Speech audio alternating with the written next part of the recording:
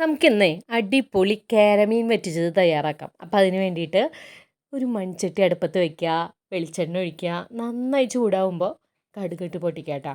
അപ്പം അതിന് മുമ്പായിട്ട് ഞാൻ വെളുത്തുള്ളി 3 ഒരു 5 ചുവന്നുള്ളി, എരിവിനാവശ്യമായ പച്ചമുളക്, നമ്മൾ ചുവന്നമുളക് ഇടുന്നുണ്ട് കേട്ടോ, കറിവേപ്പില, ഇഞ്ചി എന്നിവ മിക്സിയിൽ ജസ്റ്റ് ഒന്ന് ചതച്ചെടുക്കുക. പിന്നെ നമ്മുടെ കടുക് പൊട്ടി കഴിഞ്ഞിട്ടുണ്ട്. അപ്പോൾ അതിലേക്ക് അത് തട്ടിക്കൊടുത്ത് നന്നായി ഒന്ന് മൊരിയിക്കണം കേട്ടോ. ഞാൻ ആദ്യം വിചാരിച്ചത് ഇതിൽ വെളുത്തുള്ളി ചേർക്കില്ല എന്നാ, അമ്മച്ചിയെ പറഞ്ഞ വെളുത്തുള്ളി ചേർക്കുന്നു.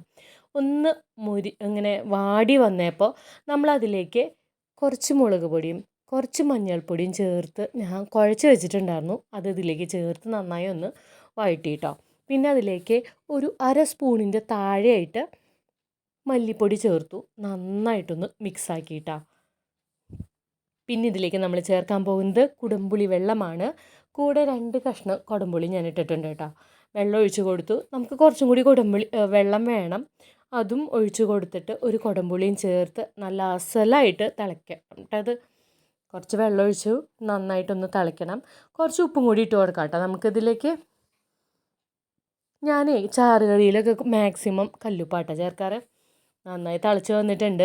ഇനി നമുക്ക് കേരയുടെ പീസ് ഇട്ട് കൊടുക്കാം. നമ്മൾ അത്ര വലിയ പീസായിട്ടല്ല കട്ട് ചെയ്തിരിക്കുന്നത്, ചെറിയ പീസായിട്ടാണ്. അപ്പോൾ എങ്ങനെ ചെറിയ പീസായിട്ട് കട്ട് ചെയ്യുമ്പോൾ അതിലേക്ക് നന്നായിട്ട് ഉപ്പും മുളകൊക്കെ നന്നായി പിടിക്കും. വലിയ പീസാകുമ്പോഴേ ഉള്ളിലേക്ക് ചെല്ലുമ്പോൾ അതിൻ്റെ ഉപ്പും മുളകും പുളിയൊന്നും അധികം പിടിക്കില്ല. അതാണ് ഞാൻ ചെറിയ പീസായിട്ട് കട്ട് ചെയ്തിരിക്കുന്നത് കേട്ടോ. ഇനി അസലായിട്ട് തിളച്ച് വറ്റിച്ച് ഏകദേശം സെറ്റായി വരുമ്പോൾ ഒരു 1/4 ടീസ്പൂൺ ഉലുവപ്പൊടിയും ചേർത്ത് നന്നായിട്ട് മിക്സ് ചെയ്യുക കേട്ടോ. നല്ല ടേസ്റ്റ് അത്. ഇന്നല്ല കഴിക്കേണ്ടത്, ശരിക്കും പറഞ്ഞാൽ നാളെ കഴിക്കണം. അപ്പോഴാണ് അടിപൊളി.